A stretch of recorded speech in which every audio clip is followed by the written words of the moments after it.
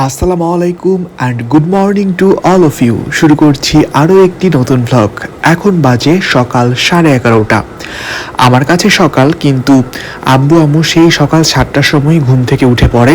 আব্বু আম্মু দেখা যায় যে ফজরের নামাজ পড়ে আরেকটু ঘুমিয়ে নেয়, তারপর আবার 7টার সময় ঘুম থেকে উঠে মর্নিং ওয়াকে বের হয়। প্রত্যেক দিন তারা নিয়ম করে এটা করে, কিন্তু আমার প্রত্যেক দিন একই রকম হয় না। যেমন আজকে ঘুম থেকে উঠতে উঠতে অনেক দেরি হয়ে গেছে, কিছুক্ষণ পরই দুপুর হয়ে যাবে, আর আমি এখন উঠে ব্রেকফাস্ট করছি। বাসায় এলে নিয়ম করে প্রত্যেকদিন সকালবেলা যেটা খাওয়া হয় সেটা হলো গ্রিন টি। গ্রিন টিটা আদা এবং লেবু দিয়ে করা হয় আমাদের বাসায় সকালবেলা। তার সাথে 1 গ্লাস দুধ, আর এখান থেকে রয়েছে পেঁপের হালুয়া, আলু ভাজি এবং রুটি। এই হলো আজকের ব্রেকফাস্ট। সবার ব্রেকফাস্ট করা তো সেই সকালবেলাতেই শেষ, কিন্তু এই দুপুরের আগ মুহূর্তে আমি করছি সকালের নাস্তা। ব্রেকফাস্ট করা শেষ। ব্রেকফাস্ট শেষ করে এখানে কিছু নোটকো ছিল, এই নোটকোগুলো আম্মু টেবিলে নিয়ে আসতে বললো। সবাই মিলে এখন আমরা বসে বসে নোটকো খাবো। সবাই বলতে আমি, আব্বু, আম্মু, ছোট ভাই, এই তো আমরাই। নোটকোগুলো অনেক মিষ্টি, আর বাইরে আকাশ খারাপ, মনে হচ্ছে যে বৃষ্টি আসবে।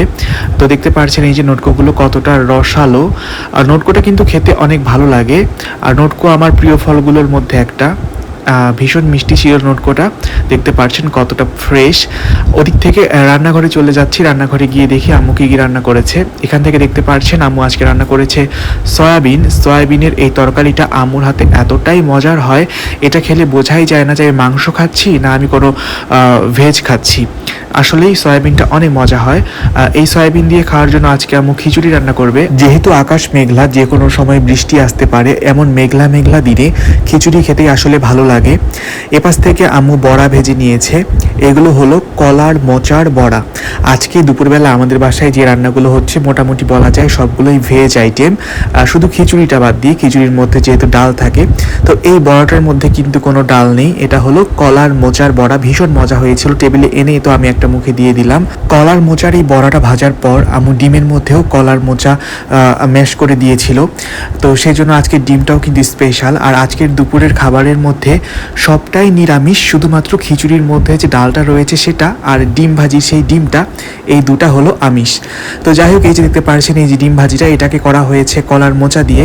প্রথমে এটা দিয়ে আমি খিচুড়িটা ট্রাই করছি। আর আজকে আম্মু করেছে আম্মুর হাতের সেই স্পেশাল সাইন ডিশ সাদা ভুনা খিচুড়ি।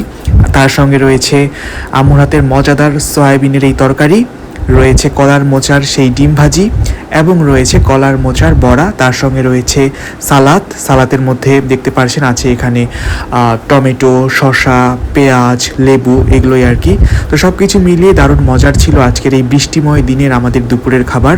যখন খাচ্ছিলাম তখন এমন গুরুম গুরুম করে মেঘ ডাকছিল, কিছুক্ষণ পর হয়তো ঝুম বৃষ্টি নামবে। চারপাশটা একদম অন্ধকার হয়ে গিয়েছে। ঝুম বরষায় ঘন কালো মেঘে খিচুড়ি খেতে খেতে আজকের ভিডিওটি আমি এখানেই শেষ করছি। দেখা হবে নেক্সট ভিডিওতে। ভালো থাকবেন সবাই।